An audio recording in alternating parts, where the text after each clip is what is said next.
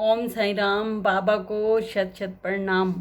आज मैं आपको एक कथा सुनाती हूँ कि भगवान जी ने यमराज को कहा कि ये 9 व्यक्तियों की लिस्ट है, तुम जाके पृथ्वी पर इन 9 व्यक्तियों को लेकर आओ, उनका टाइम भी लिखा है। तो वो व्यक्ति जिसका पहला नंबर था उस व्यक्ति के पास आया पृथ्वी पे यमराज जी।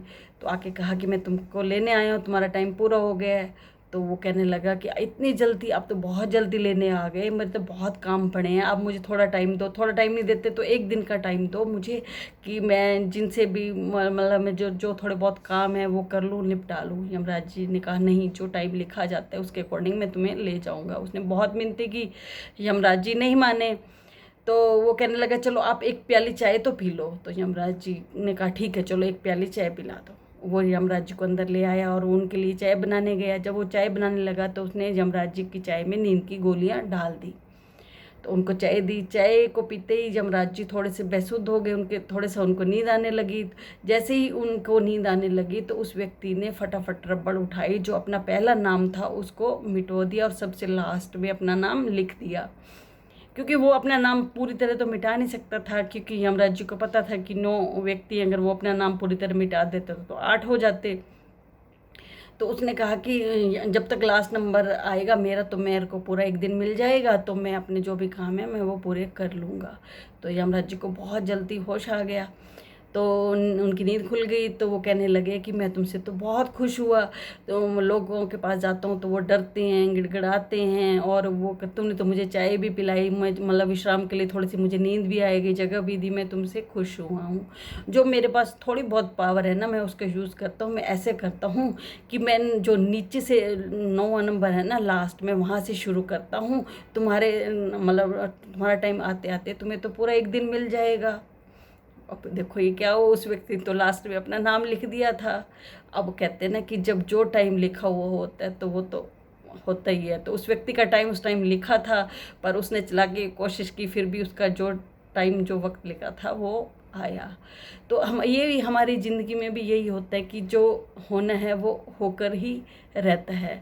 तो हमें हमारे ऊपर अगर कोई कष्ट भी जब आते हैं तो हम भगवान से नाराज़ होने लग जाते हैं। तो कहते हैं कि भगवान जी हमने आपकी बहुत पूजा की, आप मेरे साथ नहीं हो, मेरे ऊपर ये कष्ट क्यों हुआ, हम भगवान से लड़ने लग जाते हैं।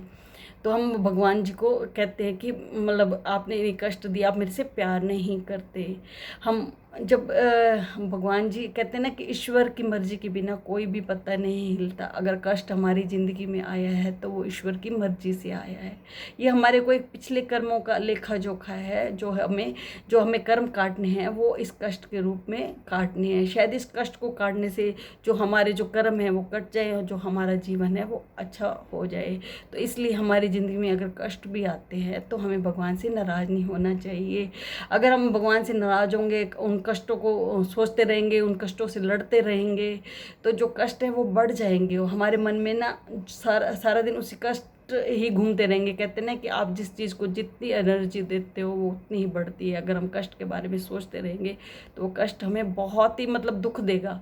अगर हम उस कष्ट को एक्सेप्ट कर लेंगे, हम ये कहेंगे कि ईश्वर की रजा है, मुझे इसमें राजी रहना है। अगर ये कष्ट दिया है तो ये शायद मेरे लिए अच्छा होगा, ये भगवान ने मुझे दिया है, भगवान मेरे साथ है, तो ये शायद मुझे भोगना है, तो भगवान ने दिया है तो उसे खुशी खुशी थोड़ा सा भोगना चाहिए।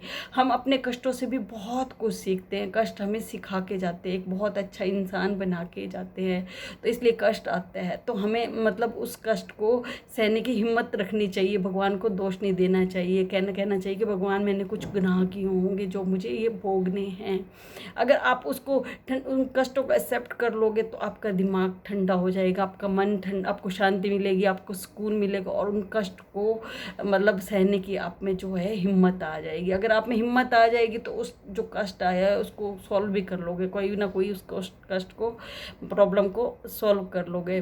तो हमें अपने भगवान से कभी भी नाराज़ नहीं होना चाहिए। कहते हैं कि आप ईश्वर से कभी मांगो भी मत, मानो। मानो, भगवान को मानो, क्योंकि ईश्वर तो सब देख रहे हैं।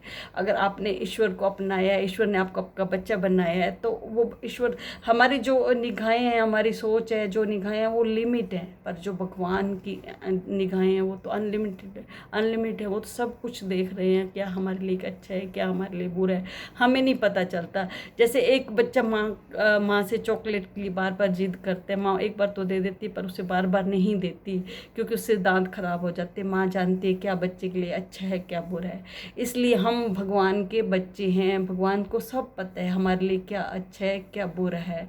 अगर कष्ट आया है तो ये भगवान की मर्जी है, अगर भगवान की मर्जी है तो हमारे लिए कुछ भी बुरा नहीं हो सकता।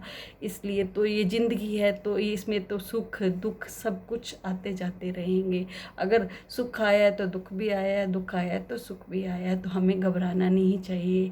आज हमारे चारों तरफ भी बहुत नेगेटिविटी है, बहुत नेगेटिविटी, लोगों में बहुत दुख आए हैं। एक ही घर में बहुत ही परिवार में मौतें आई हैं, कहने को तो जिनके ऊपर बीतती है उनके लिए बहुत मुश्किल है, बहुत मुश्किल है।